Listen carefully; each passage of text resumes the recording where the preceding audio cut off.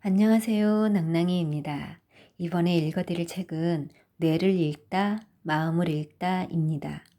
이 책 역시 바로 전에 읽었던 늙지 않는 뇌라는 책과 비슷하게 정신질환에 관한 내용을 담고 있습니다. 예전에는 감정을 다스리고 마음을 추스리기 위해 주로 심리학이나 철학 관련 서적을 읽었는데 이제는 뇌 관련 책들을 읽으며 스스로의 답을 찾아야 하지 않을까 하는 생각이 듭니다. 여러 권의 뇌 관련 책들을 읽어보았는데 공통된 내용들은 인간의 삶에 활력을 불어넣는 것, 즉 운동과 수면의 중요성이었습니다. 이 책은 중간중간 함께 읽기 코너가 있는데 사회적 이슈가 되었던 사건들에 대한 내용을 뇌의 구조와 반응과 연결지어 잘 설명하고 있고 또 이 책의 핵심 포인트가 다 들어가 있는 것 같아 이 부분들을 읽어드리려 합니다. 그리고 인공지능 AI가 치료에 어떤 식으로 사용될지도 읽어드리겠습니다. 뇌를 읽다, 마음을 읽다. 함께 읽기. 새해 계획은 왜 항상 실패할까? 많은 사람이 새해 계획을 세운다. 올해는 다이어트와 건강관리가 60% 정도로 가장 많고 자기계발, 외국어 공부 등이 뒤를 잇는다고 한다. 하지만 80% 정도는 3개월도 지속하지 못하며 작심삼일로 끝나는 사람도 16%나 된다. 그래서 새해 계획을 지속하기 위한 방법이 많이 나오고 있다. 의지를 굳게 가지라. 목표를 구체적으로 정하라. 목표를 과도하게 잡지 말라. 우선순위를 정하라. 동기를 명확히 하라 등등. 실행만 하면 좋은 공고가 많지만 대부분 지속하지 못한다. 왜 이럴까? 인간은 대부분 자신의 행동을 쉽게 조절하지 못한다. 나이 들수록 더 그렇다. 생각이나 행동은 뇌에서 나오는데 고령인의 뇌는 젊은이보다 딱딱해 뇌 기능이 쉽게 바뀌지 않기 때문이다. 생각이나 행동은 뇌 신경망 연결에 의해 결정된다. 같은 생각이나 행동을 반복하면 관련 뇌 신경회로 사이의 고리인 시냅스가 더욱 잘 연결돼 특정 패턴이 형성된다. 강화된 신경망의 특정 패턴과 관련된 행동은 크게 힘들이지 않아도 쉽게 표현된다. 즉, 반복적으로 생각하고 행동하면 특정 뇌 신경 연결이 강화돼 외부 자극에 쉽게 반응해 습관화되는 것이다. 3살 버릇 80까지 간다라는 말이 틀리지 않는다. 스펀지가 물을 흡수하듯이 뇌신경회로는 어릴수록 자그마한 자극에도 쉽게 바뀐다. 이렇게 만들어진 신경망이 결국 생각이나 감정, 행동을 만들고 성격까지도 형성한다. 그러기에 어릴 때 부모, 또래 관계 등 주위 환경이 뇌에 지대한 영향을 끼친다. 따라서 폭력, 비행, 중독, 충동적 행동 같은 사회 문제를 줄이려면 어릴 때부터 건강한 대인관계를 만들 수 있는 환경을 마련해 주어야 한다. 대부분의 새해 계획은 자신의 습관을 바꾸고자 하는 것이다. 운동, 굶주, 금연, 다이어트 등등. 뇌 측면에서 보면 이미 오랫동안 강화된 신경망 기능을 바꾸는 일이다. 그것도 어릴 때부터 습관화된 행동을 나이가 들어 바꾸려 하니 쉬울 리 없다. 며칠간 마음을 다져먹고 시작하지만 결국 얼마 지나지 않아 습관화된 행동으로 돌아가게 된다. 과거에는 뇌가 특정 시기에 발달하고 어른이 되면 퇴화해 신경세포가 더는 만들어지지 않는다는 게 정설이었다. 그러나 최근 연구에 따르면 죽을 때까지 외부 자극에 끊임없이 반응해 신경세포가 새로 만들어지면서 신경망 연결도 바뀐다고 한다. 이 같은 새로운 외부 자극으로 뇌 기능이 바뀌는 뇌 가소성이 치료와 재활에도 활용되고 있다. 따라서 새해 계획에 성공하려면 반복적이고 지속적인 행동을 통해 연결망이 바뀌는 뇌 가소성이 생겨야 한다. 연결망이 많이 생길수록 습관화된 행동을 힘들이지 않고 자연스럽게 바꿀 수 있다. 오랫동안 만들어진 광화된 신경망과 새로 생긴 연결망의 싸움으로 규정할 수 있다. 오랫동안 만들어진 광화된 신경망이 대부분 승리한다. 매년 새해 계획이 실패하는 이유다. 새해 계획에 성공하려면 광화된 신경망을 바꿀 정도로 힘을 키우는 수밖에 없다. 신경망을 새로 만들려면 새로운 행동을 꾸준히 해야 한다. 반복 행동이 관건이다. 행동을 반복할수록 뇌 가소성이 쉽게 일어나기 때문이다. 그러려면 보상이 중요하다. 그래야 의지가 생긴다. 새해 계획은 짧은 시간이라도 반복하면서 매일 작은 보상이 있도록 과도하게 설계하지 말아야 한다. 외부에서 주든 자기 만족감이든 보상을 통해 새로운 행동을 하는 힘을 키워 오랫동안 형성된 습관을 바꿔야 한다.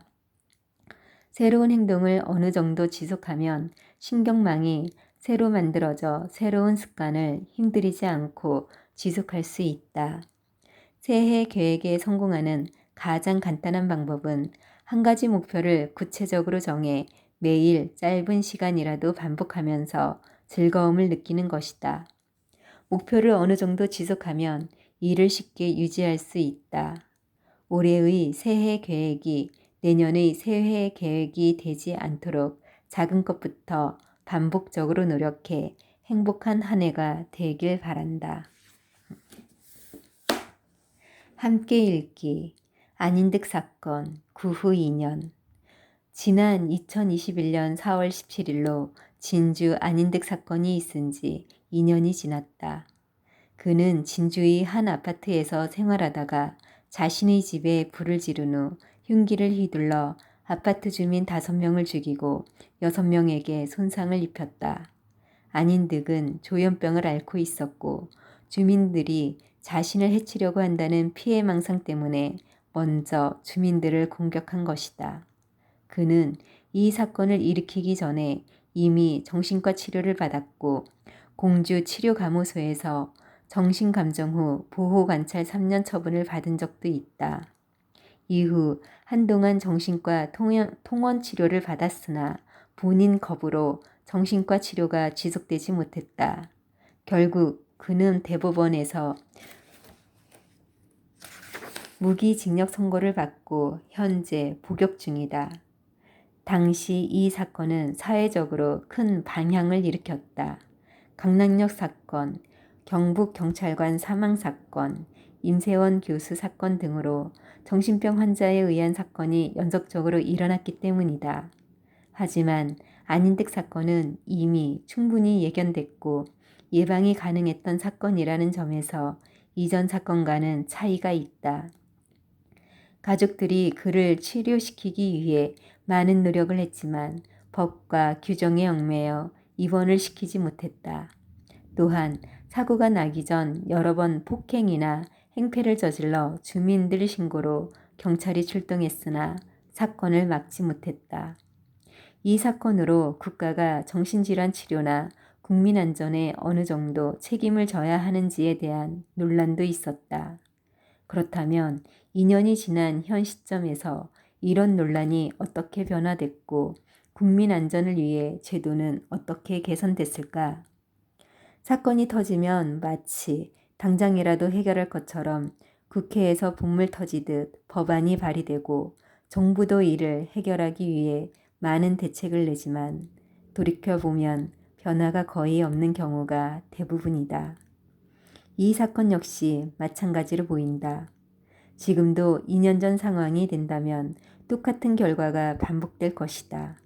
치료를 위해 가족이 할 수 있는 방법은 없고 경찰은 환자를 응급실까지 데리고 가기를 꺼릴 것이며 응급실에 가더라도 규정 때문에 입원시키기 어려울 것이다.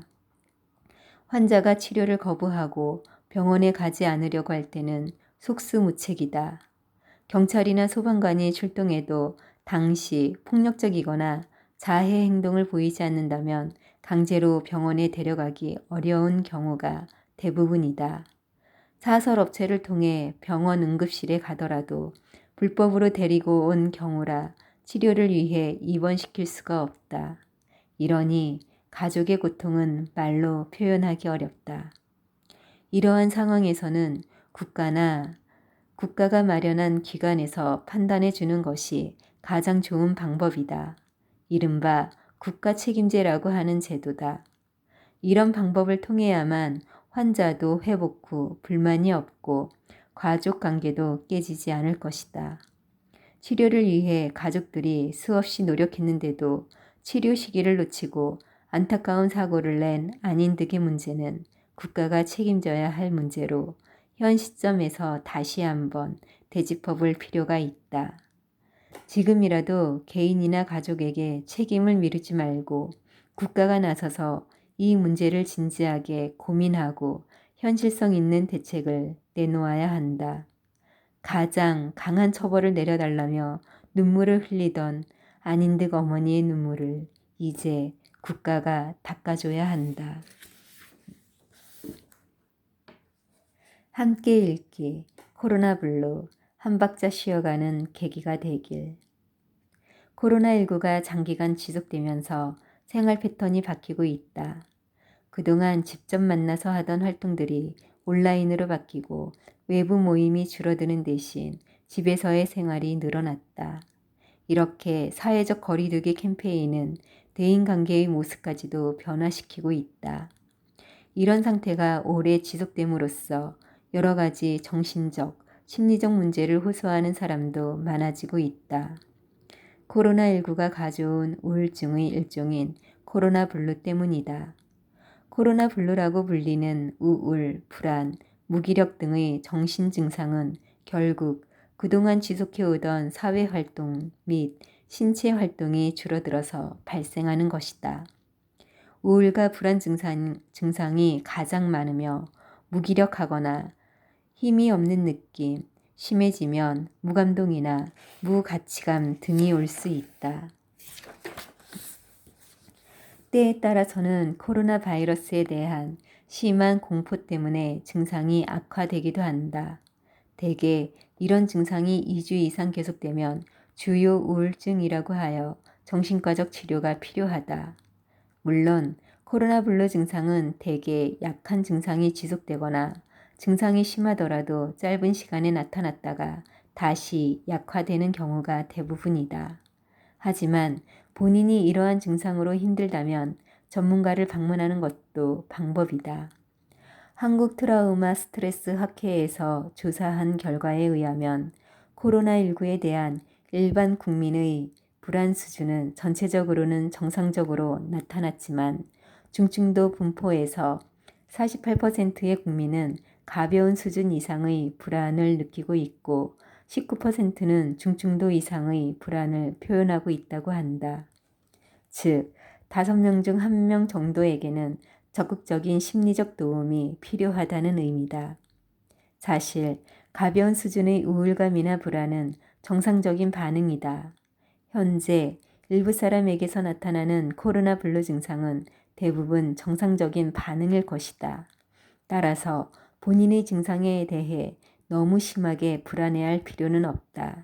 다만 과한 불안을 줄이고 싶다면 코로나에 대한 무분별하고 정확하지 않은 정보에 휘둘리지 않도록 적절하고 정확한 정보를 획득하려 노력하는 것도 방법이 될 것이다. 또한 우울감에 빠지지 않기 위해서는 집에서 오랜 시간을 보내는 것에 대해 부정적으로만 생각하기보다는 평소 부족했던 가족과의 소통 시간을 많이 가지는 계기로 삼을 필요가 있다. 집에서 혼자만의 여유 시간을 잘 보내는 것만큼 적절한 정도의 사회적 자극을 유지하는 것도 필요하므로 이번 기회에 그동안 뜸했던 친구, 친지, 동료에게 전화나 이메일 등으로 안부를 묻는 것도 좋은 방법 중 하나다. 더 나아가 신체적으로는 집에서도 규칙적인 생활을 유지하는 것이 중요하다. 신체 활동이 많이 줄어든 만큼 간단한 운동뿐만 아니라 스트레칭, 복식호흡, 요가 등을 하면서 몸과 마음을 정비할 필요가 있다. 코로나19로 많은 국민이 힘들어하고 있지만 사회적 거리두기가 잘 지켜지고 있는 모습을 보며 이러한 시민의식이 우리가 키워온 자산이라는 생각이 든다. 다만 사회적 거리두기 기간에 각자 집에서 시간을 보내면서 마냥 우울해하기보다는 나의 몸과 심리 상태에 관심을 기울이고 돌보는 것도 필요하다. 코로나19와 사회적 거리두기가 바쁜 삶에 지쳐있던 국민에게 한 템포 쉬어가며 삶의 질을 높이는 기회가 되길 바란다.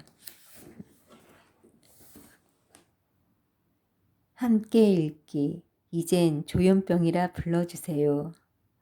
대한정신분열병학회와 대한신경정신의학회가 추진해온 정신분열병 병명 개정안이 18일 국회 보건복지부위원회 법안심사소위원회 심의를 통과해 정신분열병이 조현병으로 공식 명칭이 바뀌게 됐다.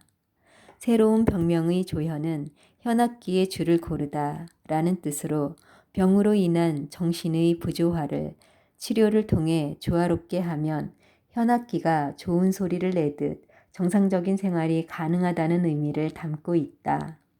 또한 정신분열병이 뇌신경망의 이상에서 발병한다는 점에서 뇌신경망이 느슨하거나 단단하지 않고 적절하게 조율돼야 한다는 뜻이 담겨 그동안 병명이 주던 잘못된 편견을 바로잡는 계기가 될 것이다. 필자는 조현병으로의 병명 개정이 편견을 해소하고 환자들에게 삶을 되찾아주는 일의 작은 시작일 뿐이라고 생각한다. 대부분 정신과 질환에 대해 편견이 있지만 특히 조현병에 대한 편견은 환자를 소외시키는 것에 그치지 않고 치료에 영향을 미쳐 환자의 삶 전체를 망가뜨리기 때문에 편견의 폐해가 심각하다. 조현병은 한번 발병하면 영구적으로 정상으로 회복될 수 없다는 일반적 편견과 달리 관리가 가능한 질병이다. 굳이 노벨상을 받은 수학자 존 내시를 떠올리지 않더라도 치료를 하다 보면 대학을 졸업하고 전문 자격증 시험을 통과하는 등 일반인도 쉽지 않은 성취를 이루는 환자를 쉽게 찾을 수 있다. 조현병 치료에서 가장 중요한 요소는 재발을 방지하는 것이다. 재발할수록 뇌는 점점 망가지면서 치료가 어려워진다. 재발을 막기 위해 가장 중요한 것은 꾸준한 약물 복용이다. 고혈압이나 당뇨가 악화되는 것을 막기 위해 꾸준히 약물을 복용하는 것과 같은 이치다. 조현병은 약 복용을 중단할 경우 치료 결과가 좋아 퇴원했던 환자도 1년 이내에 70% 이상 재발한다. 하지만 이것이 말처럼 쉽지 않다. 다른 병들도 오랜 기간 약을 먹기가 쉽지 않겠지만 특히 정신질환은 병에 대한 편견이 약 복용을 방해하기 때문에 더욱 힘들다.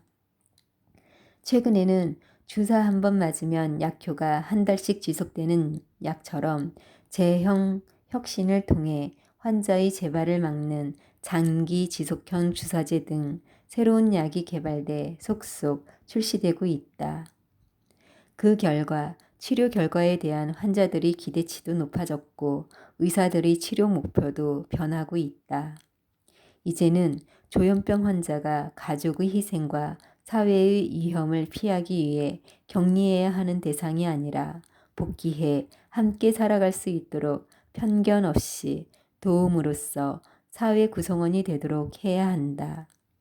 이를 위해서는 편견 해소를 위한 노력과 함께 제도적 뒷받침이 절실하다.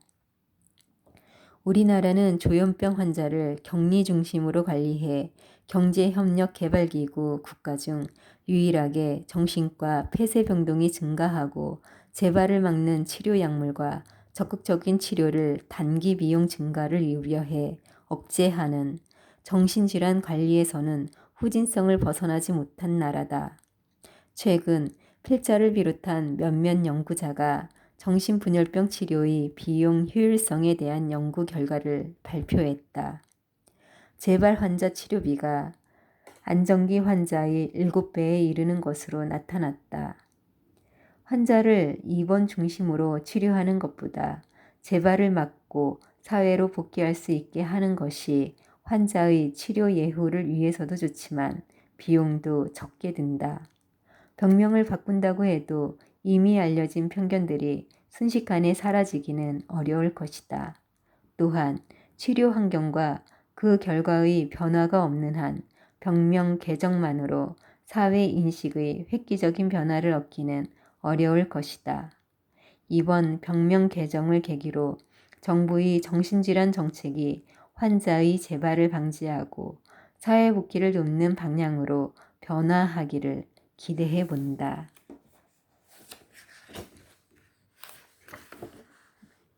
함께 읽기.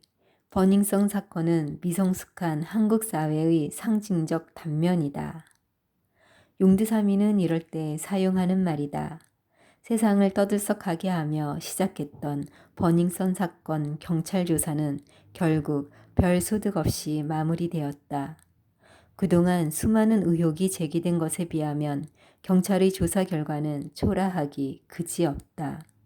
안 그래도 검경 수사권 조정으로 시끄러운데 부실한 경찰 조사에 대한 후폭풍이 거세어 경찰 입장에선 참으로 곤혹스러운 일이 아닐 수 없다.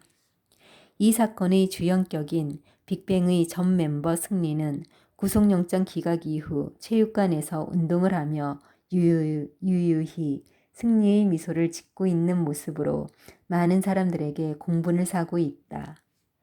경찰과의 불법 유착, 불법 촬영, 동영상 유포, 성접대 파티, 성매매 알선, 폭력, 모 엔터테인먼트와의 관계와 탈세 의혹 등의 소문에 대해서 명백하게 밝히지 못한 듯하다.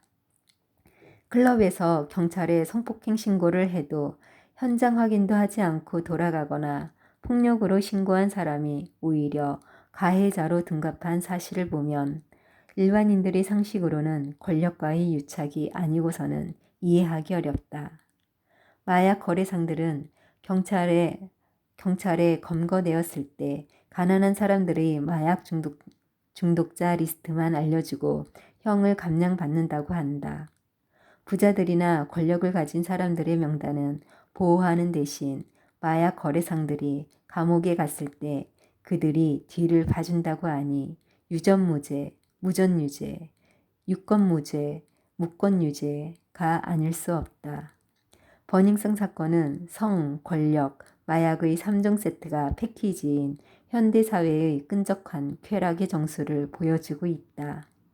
지그문트 프로이트는 일찍이 인간의 가장 근원적인 에너지는 리비도라고 하여 성적 흥미나 욕망의 중요성을 강조했다. 인간의 모든 행동은 리비도적인 충동을 통해 쾌락을 추구한다고 주장했다. 오스트리아의 정신의학자 알프레트 아들러는 권력에 대한 의지가 인간의 근원적 욕망이라고 했다.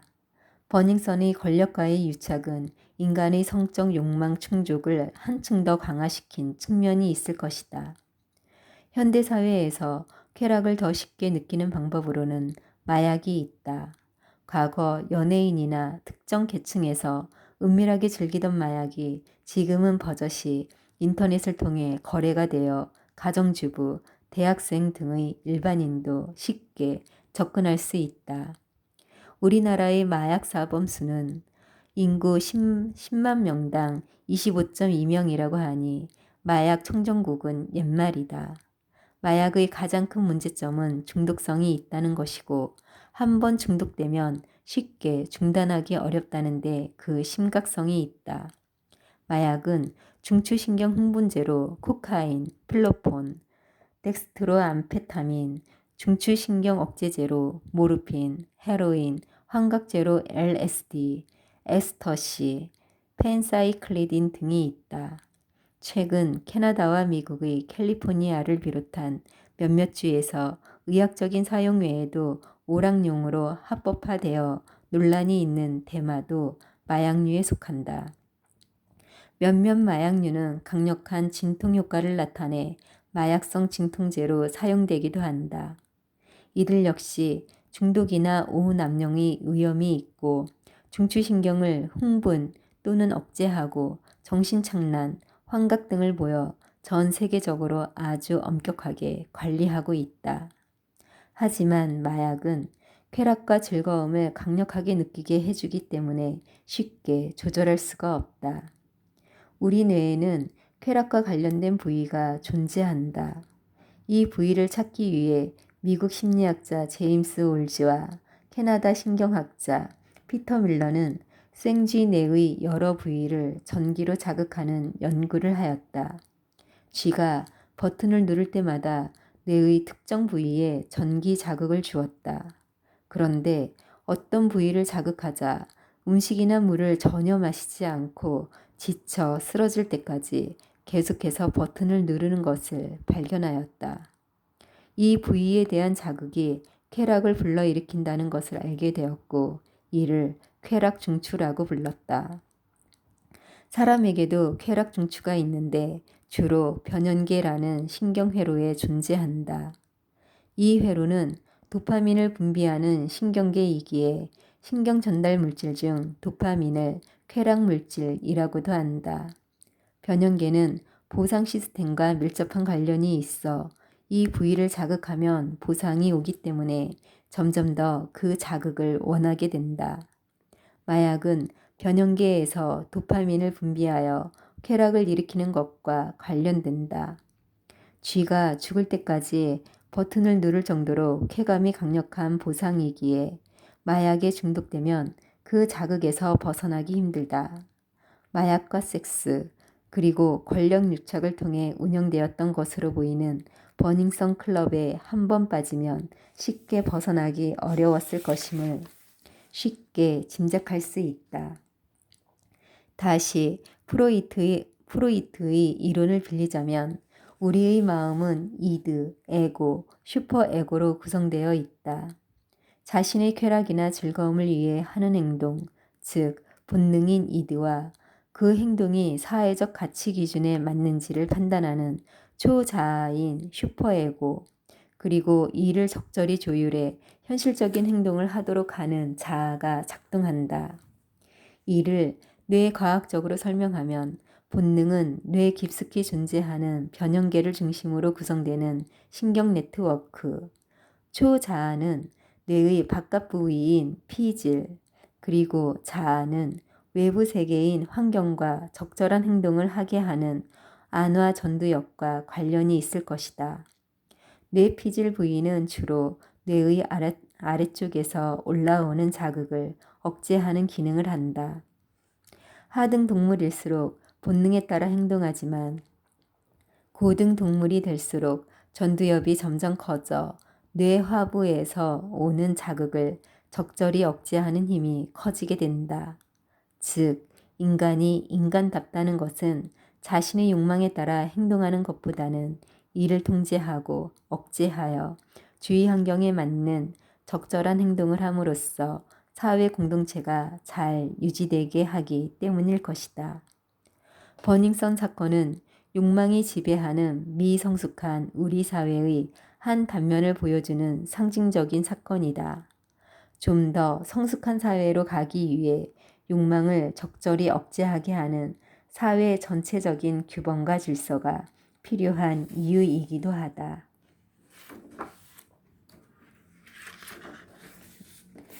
함께 읽기. 멍 때리기 대회. 뇌도 휴식이 필요하다. 지난 일요일 서울 여의도 한강공원에서 한강 멍 때리기 대회가 열렸다. 2014년 처음 시작한 이 대회에서 9세 초등학교 학생이 우승해 크게 관심을 끌었다. 멍 때리기란 아무 생각 없이 멍하게 있는 것을 말한다. 멍 때리기를 가장 잘하는 사람이 우승하는데 그 기준은 심박동수를 측정해 안정적으로 유지하는 사람이다. 멍 때리기를 잘하면 심박동수가 안정되기 때문이다. 불안하거나 감정의 기복이 심하면 교감신경이 활성화되어 심장이 빨리 뛰거나 호흡이 가빠지지만 안정이 되면 부교감신경이 활성화되어 몸과 마음이 편안해진다. 우리는 하루가 멀다고 일어나는 충격적인 사건, 사고의 홍수 속에서 살고 있다. 이런 외부의 자극을 처리하고자 뇌는 끊임없이 활동한다. 휴식 없이 돌아가는 기계가 오래가지 못하고 망가지듯이 쉬지 못하는 뇌는 결국 탈진해 버릴 것이다. 인위적인 자극이 많지 않은 조용한 산사에서 지내다 보면 몸과 마음이 편안해진다. 외부의 자극이 적기 때문에 뇌가 자극을 처리하는 시간이 줄어 휴식을 취할 수 있기 때문이다. 우리 뇌에는 휴식이 필요하다. 외부 자극을 처리하는 과정이 없이 오로지 자신만을 위해 활동하는 시간이 필요하다.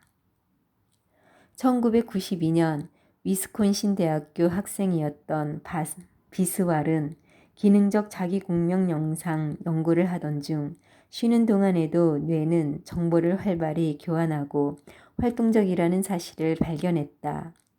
뇌는 외부의 자극에 의해 어떤 작업을 수행할 때 활성화된다고 알려져 있었는데 쉬는 동안에도 무언가 활동을 하고 있다는 것을 알게 되었다. 이후 워싱턴 대학교 신경과학자 라이클 고스팀은 쉬는 동안에도 뇌의 특정 신경망이 서로 정보를 교환하면서 활발히 활동한다는 사실을 발견했는데 이것이 유명한 디폴트 모드 네트워크다. 마치 컴퓨터가 아무런 작업을 하지 않더라도 전원을 완전히 차단하여 꺼지지 않는 한 내부에서 기본적인 작동을 하고 있는 것과 비슷하다. 뇌도 겉으로는 작동하지 않는 것처럼 보이지만 사실 서로 관련되는 신경세포들끼리 정보를 교환하면서 활발히 활동하고 있는 것이다. 내측 전전두엽, 후대상 피질, 해마, 모, 이랑 등의 부위가 여기에 해당한다. 이 부위들은 외부의 자극이 오면 오히려 활동이 줄어든다. 휴지기에 뇌의 디폴트 모드 네트워크가 활발히 활동하는 것이 어떤 의미가 있는지 정확히 알려져 있지 않다. 외부의 자극이 없는 상태에서 아무런 작업을 하지 않을 때 활성화되는 신경망이기에 주로 백일몽, 자기 자신이나 다른 사람과 관련된 기억 회상, 미래에 대한 계획, 정서와 관련된 정보를 처리하는 것과 관련이 있다고 한다. 업무를 볼 때나 일을 할 때는 순간적인 정보를 처리하는 뇌 부위가 활성화되지만 아무것도 하지 않고 쉴 때는 자신과 관련된 과거를 정리하고 미래를 기획하는 뇌 부위가 활성화되기 때문에 창의력이 증가한다는 주장도 있다. 휴식 없이 항상 자극에 노출되어 그 자극을 처리하는 데 시간을 보내게 되면 뇌는 정작 중요한 정서적인 정보, 자기 자신에 대한 기억들의 정리, 미래에 대한 생각 등을 하지 못한다. 우울증, 치매, 자폐증, 강박증, 파킨슨병 등의 질환은 휴직이 뇌 기능에 이상이 있다고 알려져 있다. 뇌가 쉬고 있는 상태에서 정상적인 활동을 하지 못하면 외부의 자극이 있을 때도 정보를 적절히 처리할 수 없다. 이런 비정상적인 뇌 기능 탓에 병적인 증상들이 나타나게 된다. 현대인은 잠깐 쉬는 동안에도 스마트폰을 하거나 무언가를 한다. 하지만 아무런 일도 하지 않고 아무런 계획도 없이 그냥 빈둥빈둥하거나 멍하게 있는 시간이 필요하다. 이런 시간 동안에 뇌는 스스로 자신의 과거를 정리하고 미래를 기획하며 사람들과의 관계와 자아를 강화할 힘을 키운다. 멍 때리기가 필요한 이유다. 무언가를 이루기 위해 열심히 과제를 수행하는 것도 중요하지만 현대를 살고 있는 우리에게 정작 필요한 것은 뇌가 스스로 휴식을 취하며 정리할 수 있는 시간을 주는 것이다. 함께 읽기. 고통 끝에 오는 만족감이 더 값지다. 평창 올림픽이 끝났다. 메달을 딴 선수든 그렇지 못한 선수든 올림픽에서 최선을 다한 모든 선수에게 박수를 보낸다. 금메달을 딴 선수는 물론 은메달이나 동메달을 딴 선수에게도 큰 박수를 보낸다. 연구에 따르면 은메달을 딴 선수보다 동메달을 딴 선수가 더 큰 행복감을 느낀다고 한다. 은메달을 딴 선수는 금메달을 딸 수도 있었다는 사실을 아쉬워하지만 동메달을 딴 선수는 메달을 따지 못할 수도 있었지만 동메달을 땄기에 만족하기 때문이다. 심리학에서 이를 반사실적 사고라고 한다. 실제 일어난 현실과 발생할 수 있는 상황을 비교해 만족감이나 행복감을 느끼는 것이다. 메달을 딴 선수는 그렇다 치고 메달을 따지 못한 선수, 심지어 꼴찌를 한 선수조차 경기를 끝내고 굉장히 좋아하는 모습을 보면 그 이유가 궁금해진다. 우리는 금메달에 대한 기대가 아주 크다. 좀 나아졌지만 언론은 금메달을 딴 선수를 집중적으로 조명하고 은메달이나 동메달을 딴 선수에게는 관심을 훨씬 덜 준다. 1등이 아니면 별 의미가 없다는 뜻일까? 우리 모두 1등과 최고에만 집착한다. 학교에서 줄곧 1등만 한 학생이 2등으로 떨어졌다고 좌절해 자살을 시도했다는 뉴스를 접할 때마다 1등에 대한 집착과 스트레스가 얼마나 큰지 생각하게 된다. 설원의 마라톤이라는 크로스컨트리 10km 경기를 온 힘을 다해 달리고 거의 꼴찌로 결승점을 통과한 여자 선수들이 한동안 쓰러져 고통스러워하면서도 너무 행복해했다. 메달과 거리가 먼데도 왜 이렇게 좋아할까? 금메달이 최상의 목표였다면 그럴 이유가 없다. 이 선수들이 행복해하는 이유는 끝까지 최선을 다했다는 데서 오는 자기 만족감, 대견함, 자존감을 느끼기 때문이 아닐까? 우리 몸은 스트레스를 받으면 코르티솔이라는 호르몬을 분비한다. 코르티솔은 스트레스가 큰 응급 상황에 빨리 대처하도록 집중력을 높여주는 호르몬이다. 새로운 자극이나 변화가 생기면 우리 뇌는 보상, 의욕, 행복 등과 관련 있는 도파민이라는 신경 전달 물질도 함께 분비한다. 그 새로운 자극과 변화에는 물론 스트레스도 포함된다. 크로스컨트리라는 힘든 경기에서 느끼는 신체적 고통과 극심한 피로라는 가혹한 시련으로 인해 분비된 코르티솔은 뇌의 선조체에서 도파민과 상호작용해 만족감과 행복감을 만들어낸다. 그런데 흥미로운 사실은 이 물질들이 단독으로는 만족감을 제공하지 못한다는 것이다. 도파민이 일시적으로 기분을 좋게 할 수는 있지만 지속적으로 만족하려면 코르티솔이 필요하다. 즉, 지속적으로 만족감을 느끼려면 스트레스를 많이 받는 상황에서 분비되는 코르티솔이 필요하다. 그러려면 필연적으로 불쾌감과 심한 스트레스를 겪어야 한다. 스트레스로 인한 불쾌감과 불안이 만족을 얻기 위한 필수 요소라는 점은 아이러니하다. 올림픽 도전뿐만 아니라 모든 도전은 불쾌감과 불안을 일으킨다. 하지만 신체를 극한까지 몰아붙이는 의지, 극도의 피로와 고통이라는 가혹한 시련이 결과적으로 만족감을 느끼게 하는 요소다. 역경과 고통을 겪으면 코르티솔과 도파민이 분비되고 상호작용하면서 만족감이 더 커지기 때문이다. 그러므로 쉽게 얻은 성과보다 어려움을 극복하고 이룬 성취감이 더 큰 만족감을 제공한다. 메달을 따는 것도 중요하지만 최선을 다했다는 만족감이 더 중요하지 않을까? 남과 비교해 생기는 우월감과 만족감은 오래가지 못한다. 하지만 내적 동기에서 시작된 자신의 행동 결과에 만족하는 것이야말로 진정한 만족이다. 만족감은 인간이 자신의 행동에 의미를 부여하는 유일한 감정이다. 만족해야 의미를 발견할 수 있다. 이제 우리는 남과 비교해 느끼는 상대적 성취감보다 자신만의 가치관, 인생관, 세계관으로 인생을 살아가는 성숙함을 보일 때가 됐다. 어려운 과제를 수행한 뒤 느끼는 성취감, 행복, 만족 등이 우리가 진정 추구해야 할 내적 가치다.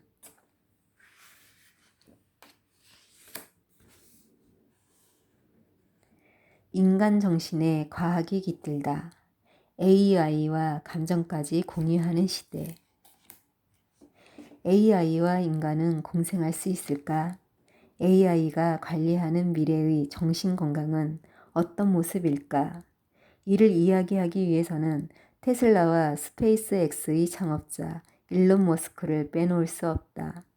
혁신의 아이콘으로 불리는 머스크는 2020년 8월 자신이 설립한 뇌 연구 기업 뉴럴링크 미국 본사에서 돼지 뇌에 동전 크기의 신호 수집기인 뉴럴칩을 이식해 이를 통해 뇌파를 외부 컴퓨터로 무선 전송했다.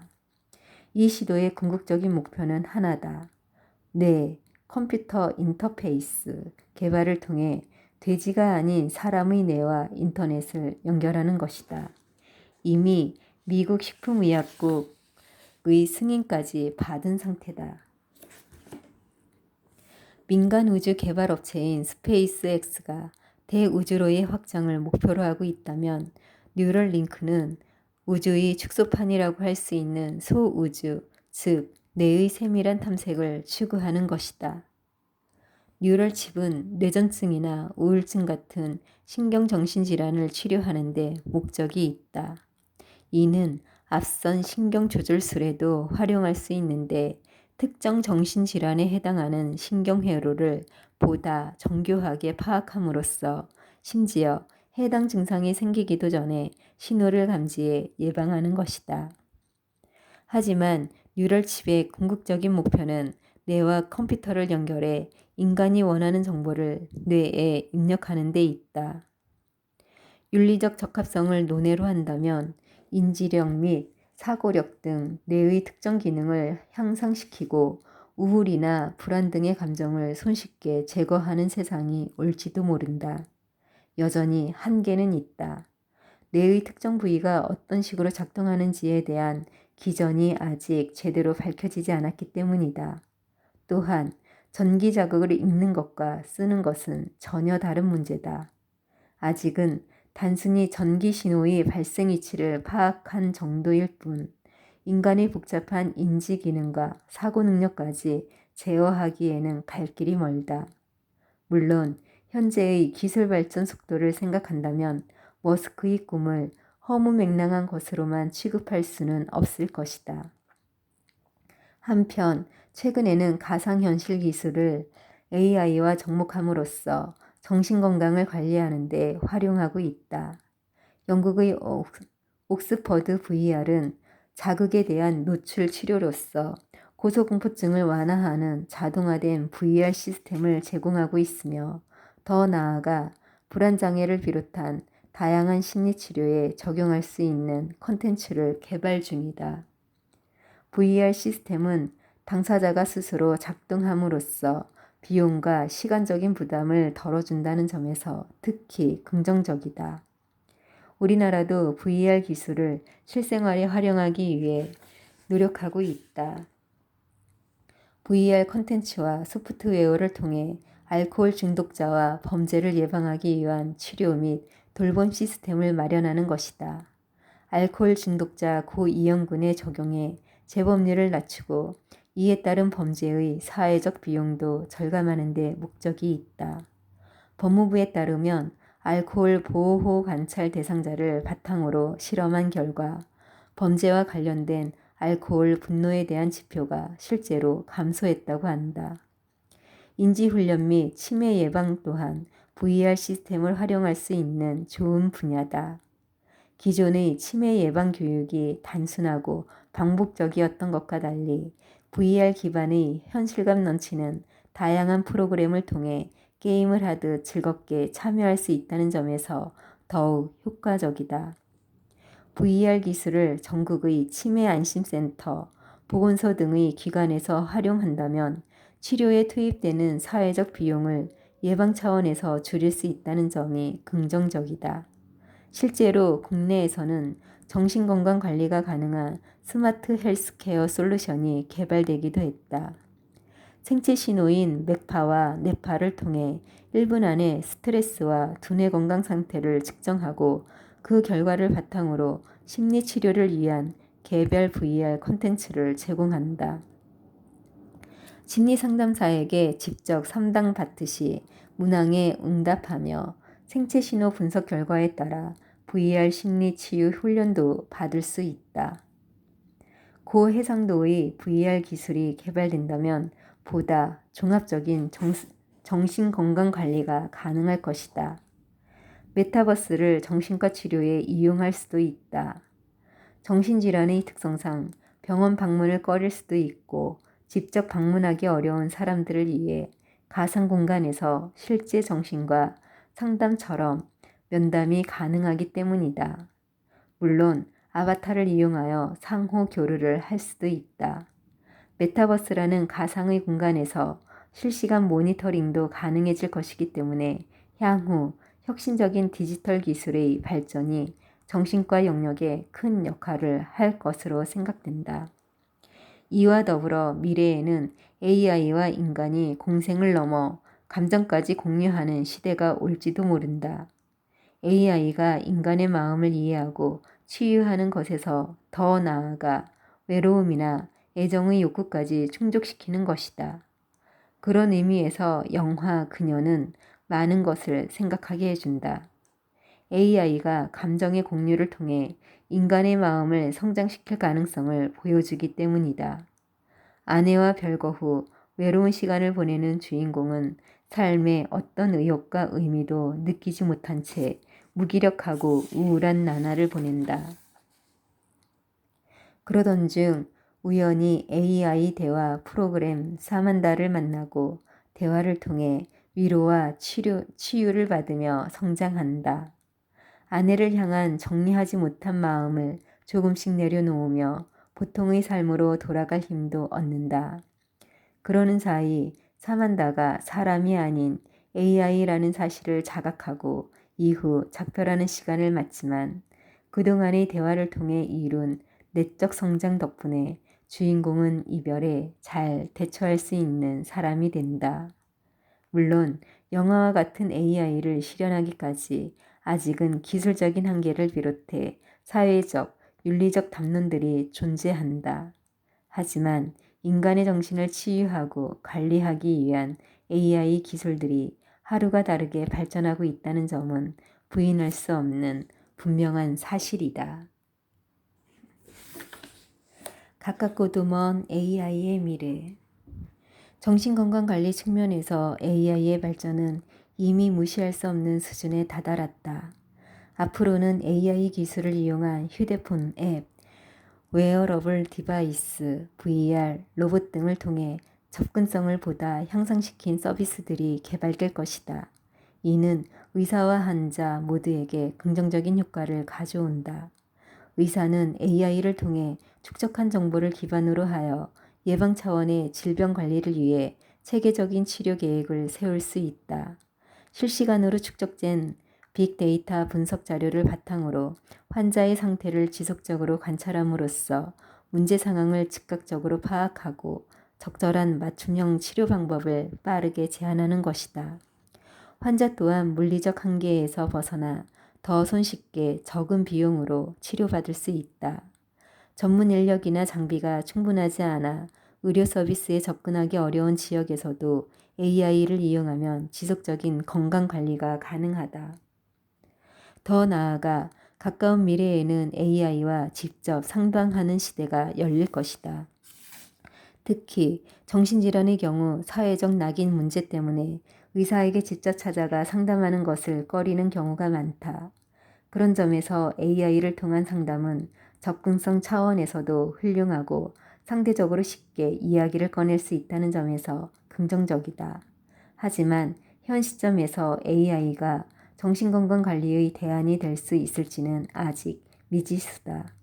아직은 전 세계적으로 엄격한 검증을 거친 의료용 AI가 많지 않고 축적된 데이터의 양도 부족하기 때문이다.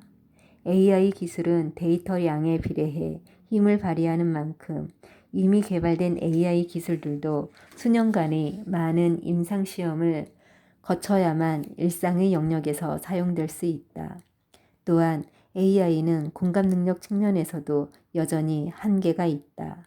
상담자와 내담자 사이의 친밀감 또는 신뢰관계를 이루는 라포르는 진실한 이야기를 끌어내는데 상당히 중요한 요소다. 하지만 AI는 사람이 아니다 보니 이런 관계를 형성하는 데 한계가 있을 수 있다. 그래서 미래의 AI를 이용한 정신건강관리는 전문 인력을 대체하기보다 협력하는 형태로 활용될 것으로 보인다. 여기까지 낭낭이었습니다. 오늘도 즐거운 하루 되세요.